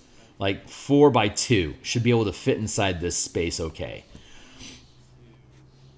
And then we don't have to worry about fading the edges because they'll just be solid. We'll have a little like a gap between each one to demonstrate that these are tiles, and we can have like some duplicates just to show the tiling effect. But that's what I want to do. I want to include this just as basically as a map pack that you can have these tiling environments to be able to create mazes inside of for fun. So that's where we're at right now. That's where we're going to continue on Monday. So thanks a lot for hanging out with me, guys. We're at the 2-hour mark, so I'm going to go ahead and cut here. I'm going to be back later on today. I think like around 2 o'clock. I should be back on, and we'll start working on. Maybe we'll work on Warlocks. Yeah, I think we'll work on Warlocks. I'm excited. This is good. This is turning out really good. All right, I'll see you guys on the other side. Thanks a lot for hanging out with me. Like, subscribe, bell icon for notifications to catch up with me in the future. Check out my books down below, Patreon, as well as my Discord community, which is open to all. You're welcome to join and say hey. I will see you all on the other side. Thanks a lot.